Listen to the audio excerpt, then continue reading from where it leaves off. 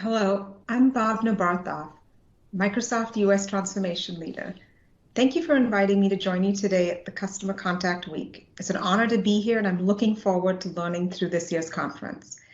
I want to start out by sharing a quote from a recent Wall Street Journal interview that said, "In the business world, COVID-19 has acted like a time machine. It brought 2030 to 2020. Even in our personal experiences, I know we feel that way." So this story explores how the pandemic has pushed businesses to make changes, which normally might have taken years, and it's happened in months. And so now shifts that began as temporary fixes are likely to become permanent. So businesses are experiencing how to shift their transformation strategy into overdrive and ingrain it into their DNA. For example, has anyone seen one of these? It's a real-life building-sized vending machine created by the company Carvana. It's a multi-story glass-walled garage where customers can pick up their cars that they've purchased remotely. Did you ever think we would be buying cars from a vending machine? Now that we think about it, because this existed before COVID, now that we look at it, it was like they were ready for the future and what was coming. And so if you think about it, change is everywhere, and the pace of it continues to accelerate. And while sometimes change can be exciting, we know it's difficult and can relate. Over the past 20 years at Microsoft, I've either been a recipient of change or a driver of it. And now, as a leader who is responsible for scaling digital transformation at Microsoft, I want to assure you that while digital transformation in 2020 has accelerated beyond what anybody imagined, the time is now for companies, no matter what their industry, to simply transform. There's no going back to the way things were.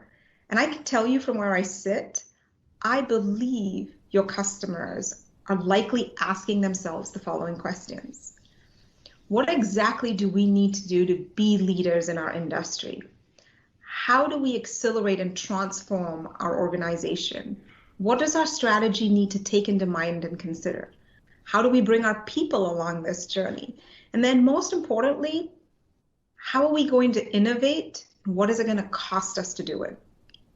So are you ready to help your customers through those things? I believe you all are, but there are a couple of fundamental things that I have learned over the years of doing this that I think will really help you.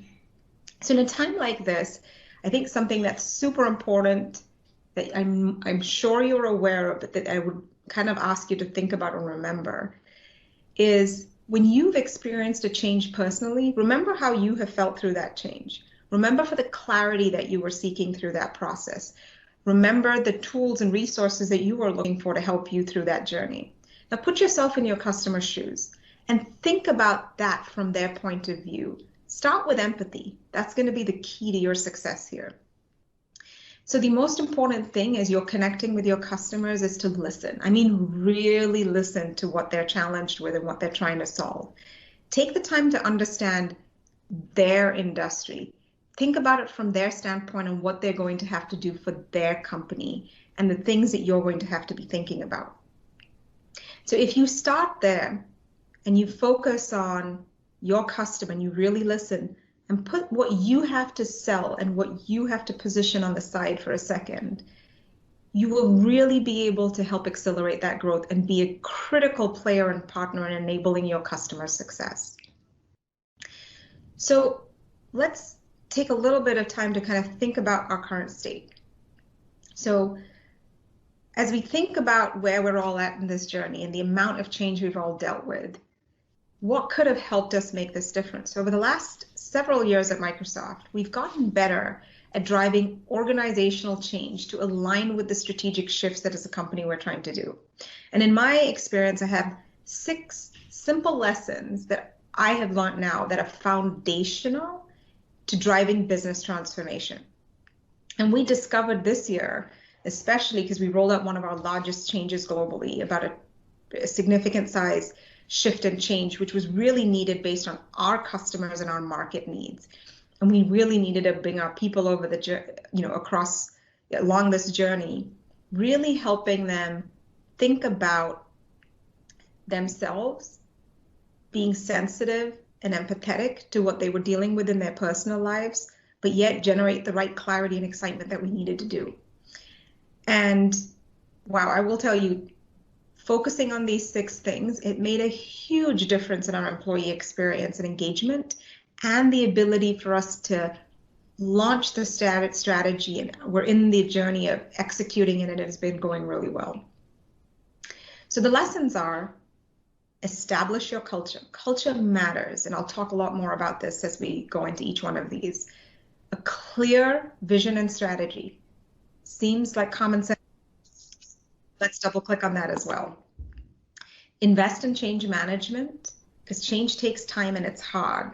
And we really need to be investing in the right tools and resources to help our customers, to help their people, and to help us as well. Enable in managers. Well, and this one is one of my favorite ones. It's something that's super important for us to remember. Lead with empathy and innovate with technology, and let's help it to accelerate the change and transformation as well. So let's break these down. Establish your culture. So why culture? If you asked me earlier in my career what our culture was, I would have had a different answer depending on who I worked for, which organization I was a part of, and the customers I serviced at that time. But today I have clarity, on our culture at Microsoft. It's grounded in a growth mindset with our focus on 3 areas: obsessing about our customers, being more diverse and inclusive, and showing up as one Microsoft. In a time like this, that foundational understanding of our culture has really helped us as a company, and has helped me as well personally. To learn more about why we chose those 3, our CEO, Satya Nadella, has done a really good job in laying out that clarity in his book, Hit Refresh. But today, just to net it out, change is hard, and changing culture is really hard. And at Microsoft, we're on a journey over the last 6 years. And so why did we choose culture? Why was that important? One of the reasons that I'd like to share is when we looked at workforce trends, one that stood out for us was the scarcity of talent. We no longer only competed with the usual competitors in tech, but we were competing with everyone. With the 4th industrial revolution being digital transformation, every company, regardless of industry, was looking for tech talent. And so we had to take the time to understand what was important for people as they were looking at where they chose to work. Research shows that with approximately 60 to 70% of our workforce currently being millennials, and based on a study done by Daniel Goleman, millennials are looking for companies that are driven more by purpose and culture than money. And they're often interested in a fluid work, flexible part-time opportunities, which obviously COVID has pushed that into a need for everyone. With that in the background, we realized culture was a very important differentiator. In addition, if you think about what's happening to us in the world around us today around social injustice, diversity and inclusion were important even before. Now it's critical as people are thinking about the place that they choose to work. And so if I kind of give you a key takeaway on that, fundamentally figuring out what the culture of your company is a huge differentiator in enabling change and accelerating transformation within your organizations. So let's get to point number 2, defining a clear vision and strategy. Can every executive leader consistently describe an organization's vision and strategy? Maybe. Now you go down every single layer of management till you get down to an individual contributor. Do you see a consistent message around that vision and strategy? And usually I ask myself, does that happen? And you'll start to realize that doesn't. While we do an excellent job in every company as we're building out vision and strategy, companies spend a lot of time investing in understanding their customers, their market, their partners, their industry. We do a lot of insights as we think about that vision. We think about the strategy that needs to get executed. And at an executive level, there's a lot of clarity before we roll things out. But then when we think about it for the various audiences that this strategy and vision needs to land, have we customized it? Have we broken it down? And have we simplified it so that we're able to net it out for every individual and audience to do it? If we don't take the time and invest the right amount of resources to really net out, which is simplifying our strategy and the plan for each organization, our ability to actually accelerate and execute that consistently is very slim. And so if I go back to the same example I kind of talked about a little bit earlier, where at Microsoft we had to roll out a really big change this past fiscal year. We did a really good job of earlier on in being sensitive to the pandemic, really understanding our customer and partner needs, and thinking about what would be a true differentiator to really enable our customers through this experience. And then when we were in the process of looking at, all right, we've got to roll this out and launch it, we took the time to really look at it. We realized while the strategy and vision was clear, we seemed to have used a lot of buzzwords. There was a lot of corporate jargon. And then if I looked at it, putting ourselves in the shoes of our customers as well as our employees, we realized we had a lot of work to do. And so we went back and invested resources across the board. And we'll talk about change management. We'll talk about the work that was done from a communication standpoint. But when we invested the right time and we really took the time to explain the why we were doing this, what was happening, and more importantly, from an employee level, what that meant to that individual employee, and from a customer perspective, what was the experience we were looking for our customers to gain. And when we did that, we saw a huge shift in how effectively and smoothly our transition from launch went, and the excitement we generated for our employees as they gained clarity around what this meant to them, as well as what it meant for their ability to really service their customers. Next, let's move to lesson number 3, investing in change management. So change management is looking at resources and tools needed for leaders and businesses to drive change while considering one of the most pivotal parts of a strategy, people. Have you ever been a part of a change where you received an email and you were informed about the change, and then you're trying to turn around and ask your manager what that means to you? That's a common thing that happens across the board. We focus a lot on the actual strategy and the change we need to land, and then we sum up everything that's been about 3 to 6 months in the making in an email and assume that everyone's gotten it. That's where we've got to do a better job. When you think about change management, there are many change management models, but at Microsoft, we've been leveraging ProSci over the last several years. And our ProSci data, over 2,000 data points and over 10 years of studies, show that 93% of projects meet or exceed their objectives with excellent change management, versus 15% only with poor change management.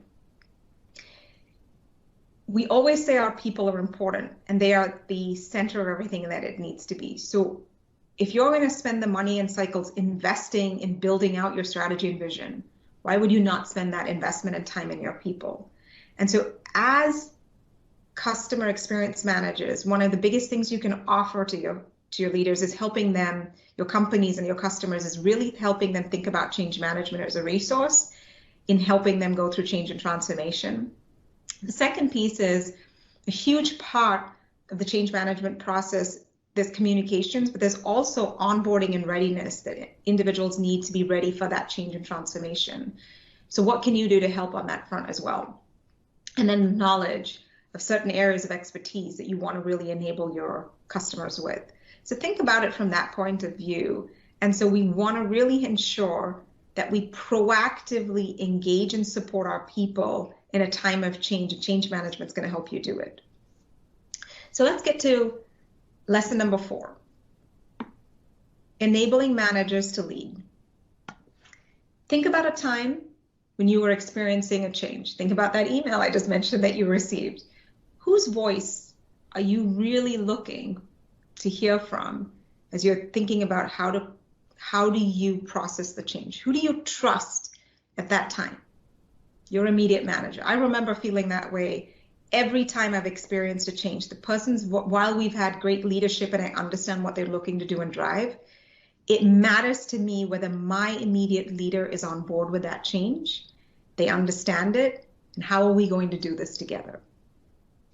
So if that's important, there's many times where we spend a lot of cycles working through the changes we've talked about. Executives spend that time. We may go down to the next layer of leaders. But your frontline managers that are there helping us execute and lead the strategy with their people and with their customers, how are we investing in them? Have we proactively invested in helping these leaders deal with change? Change is consistent. We know that it happens consistently now, right, across the board. When we think about the pandemic, being in a hybrid work model or remote environment, how are our managers coaching their employees? How are our managers taking care of them, and how are they modeling the behaviors we need to see? How have we invested in these leaders? And so when you think about driving and accelerating transformation, we've got to invest in these leaders. We've got to give them the tools and resources that enable them to really ingrain and lead and and drive change in a period of time where change is constant and it needs to be ingrained in a company's DNA. I remember a time when we took the time to roll out a change, and we really spent a good portion of time where we let the managers know about the change. We were transparent. We let them know that we were going to be rolling things out in phases and that we would bring them into the know as soon as we could. Letting managers feel empowered, trusted, and equipping them with the resources and tools will enable your managers to lead. This year, as I kind of build on that example of scaling the changes that we were rolling out, one of the biggest things we did is we took the time to do an immersion and a change management workshop with our managers. Help them, one, process the change themselves as an employee first, and then we gave them the time to think about their concerns, what their needs were, and how could we equip them to help them lead their people through this change. We did a poll across the board in the US around asking those managers at the end of that onboarding and just the plan that we had and how we would roll out the changes and getting their thoughts and input. 88% of our leaders felt ready, energized, and excited to lead the change. We had 8% of our managers that were excited but nervous, which is understandable. And then we only had 4% that we really needed to move along the way, which is a huge difference from when we'd done it differently in the past. And so take the time to think about what leaders in a company need, what your frontline managers need, and how can you equip your customers as you're going through that role as a customer experience manager. This is where you can make a huge difference to a really large community that needs that support. Next, if we go to lesson number 5, it's lead with empathy. Everyone struggles with the fear of unknown, including your customers. We have no idea what the future holds. I don't think any of us were ready for a time like COVID. So when you think about that, you've got to think about how do we lead with empathy. And at Microsoft in the US subsidiary, we're talking a lot about empathy in action and what that means. And we've kind of come up with this simple formula, which is proximity, really leaning in and understanding what your customers need. Narrative, what do they need to help them get to that future and vision state to enable them to really drive the innovation and shifts and changes that they're looking for. we've got to give them hope in the possibility of how they can get there and get better at doing it together, and then get critical actions in place to really help and enable them. There was a point in time many years ago where I was part of a big strategic reorganization within one of the businesses that I supported in services. About 80% of the employees had a new manager. A lot of them had new customers that they needed to service. And then they had me that had just come in. We'd announced the change, and as soon as we announced it, we learned of a shift in our sales strategy and the sales resources that this team was going to be made available to this team.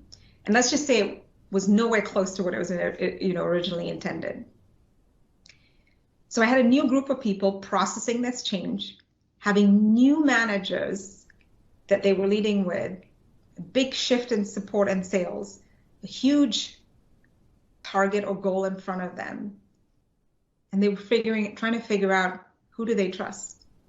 So I decided to have, I think I had over 400 one-on-one conversations with employees, customers, and partners, both internally and externally, that we needed to work with. I focused on getting to know people, really listening and understanding what motivated them, their concerns and feedback. And most importantly, at the end of it, what I really wanted was for people to know that I was listening, like really listening to them. I wanted them to trust me and know that they could come to me when things didn't seem right, or they could call me out as we were going to figure out together, how are we going to drive success in this change? And so once I finished talking to everybody, I went back to the whole organization and provided clarity on the task in front of us. I talked to them about the themes and the feedback I heard. I talked to them about what I was excited about. I talked to them about what I thought we could do together. And I was clear on where we needed help. I was also clear on the fact that we were all in this together and that I really needed to continue to get their input and feedback. And once our people, it was amazing to see how our people came together. As soon as they felt heard, they felt empowered and trusted. And more importantly, that they knew that I understood how they felt. And when we did that, let's just say, long story short, that team crushed the results that year.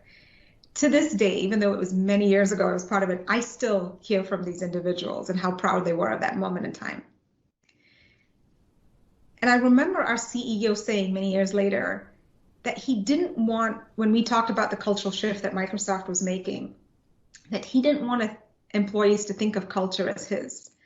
They really wanted it, he really wanted it to be ours, that we owned. And that's the same experience that those employees felt when we were in that situation and task as a part of that reorganization. When they all felt that they were part of that solution and that they were empowered to help lead the way, we made a huge difference. And so the key to driving empowerment is to really start with empathy. And then last but not least, innovating with technology. As a technology company, we use technology all the time. And it was something that we took for granted. But it was important for me to call this out, as it can really help with accelerating change. When I think about organizational change and when we talked about cultural change at Microsoft, looking at technology to help us drive the shifts that we need, track the adoption, drive innovation, and foster connection with employees through that process, technology was critical in enabling us to do it. If I take a simple example of, we drove changes across Microsoft globally this past year, significant size of employees. In a time like that, manually tracking how the change was going to be, and we've done it in the past, was going to be crazy to do. And then the accuracy of it and thinking about how the employees are going to experience it, whether an employee is moving from one manager to a different manager, how do we know that the first manager that the employee trusts had the original conversation before the second person calls them? How do we keep up with that when there's a large volume of change? And how can our human resources team keep up with it as well?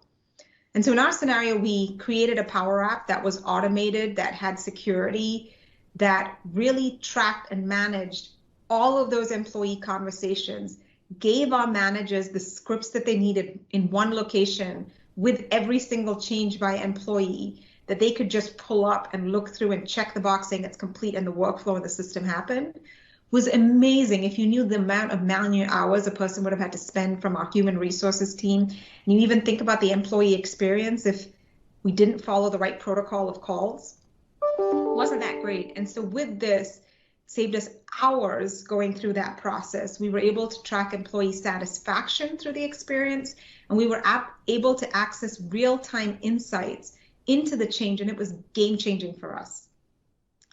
The second, when we think about driving strategy, cultural changes, we need to track a lot of different dimensions outside of just your core business results. We've got to look at behaviors and symbolic shifts that we need to see, whether that's in our customers, within the market, or within the company itself. And so in that scenario, we've used Microsoft Power BI in the past to give our leaders and managers dashboards that they can look at this data, from culture data, pulse data, customer satisfaction data, diversity and inclusion data to let us know how we're doing across the board, in addition to our standard business outcomes, all in one location. And we leverage these collaboration platforms to foster connection and engagement with our employees as well. So now that I've talked through all 6 of these, I'm hoping that these can help you out. So if I kind of really, in closing, you play a critical role in really enabling your customer success. Your customers need you right now. They're going through transformation and innovation, and they really need folks to help them through that process. As we talked about, change is inevitable, and it's needed for businesses to really survive. And so if we kind of go through each of these things once again, let's remember the 6 lessons. Help your customers establish their culture, define a clear vision and strategy, invest in change management, enable their managers to lead with empathy, and of course, in the world of digital transformation, innovate with technology. And so I ask you one simple question. Are you ready to help your customers simply transform?